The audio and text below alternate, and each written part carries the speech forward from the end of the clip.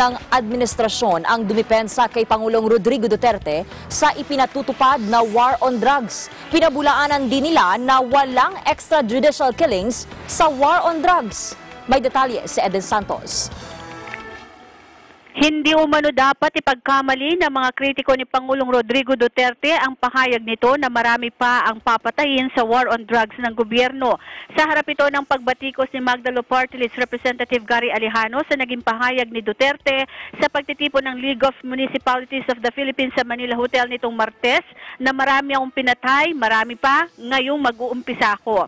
Sa statement ni Alejano, isa na naman itong pag-amin ng papel ng gobyerno sa pagpatay sa libu-libong mga Pilipino na karamihan ay mga mahihirap.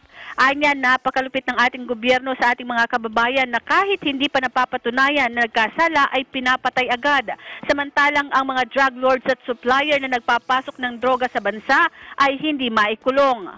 Ayon kay Senador J.V. Ejercito, normal na sa oposisyon na batikusin ng gobyerno sa war on drugs, pero naniniwala ito na mas maayos ng operasyon ng pulisya sa kampanya kontra droga. Narito ang kanyang pahayag.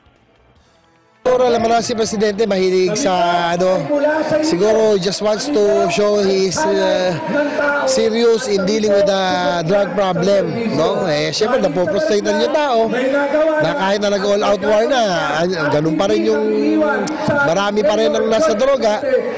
So it's a stern warning na that they will be dealt with accordingly. Sa panig naman ni dating MMDA Chairman Francis Tolentino, figurative lang ito ng Pangulong Duterte. Narito ang kanyang pahayag. Figurative yun eh. Ang ibig sabihin nun, tuloy-tuloy yung kampanya against illegal drugs. Lalong-lalo na ngayon na may mga reports na may mga hinahagis sa dagat natin, nakukuha sa dalampasigan na galing ng Colombia. So, figuratively speaking, ang ibig sabihin, unrelenting yung campaign sa second part ng Duterte administration. Yun ang ibig sabihin. Nanindigan naman si dating PNP Chief Ronaldo Bato de la Rosa na walang extrajudicial killing sa war on drugs ng gobyerno. Ipinagmalaki nito na sa ilalim ng kanyang pamumuno sa PNP ay nasa 1.3 million ang drug surrenderies.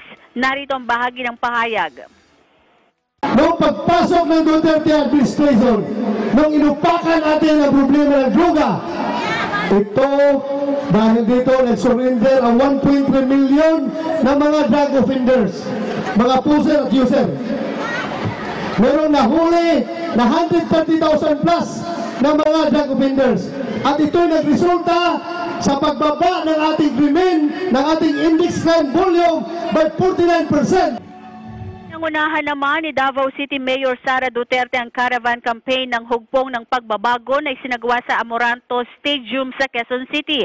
Dinaluhan ito ng mahigit 13,000 supporters mula sa iba't ibang distrito ng lungsod, gayon din ang mga taga-suporta mismo ng mga bawat kandidato. Tiniyak ng lokal na pamahalaan ng Quezon City ang buong suporta sa HNP senatorial candidate sa 2019 midterm elections. Naging mahigpit naman ang seguridad sa Amoranto kung saan ay 250 pulis ang idineploy. Ipinagbawal ang pagdadala ng matatalim na bagay, ballpen, lighter at iba pa. Gayunman, kinumpirma ni Police Colonel Erson Digal, Deputy District Director for Operations ng Quezon City Police District, na walang banta sa HNP caravan. Narito ang kanyang pahayag. Okay naman yung security natin dito. In fact, yung full force kami dito, yung mga tao natin, lahat ng mga daanan, may mga pulis tayo. We deploy almost 250 police personnel sa labas, yung nagla-traffic, tsaka dito sa loob. Para sa Eagle News, Eden Santos, IM1 with 25.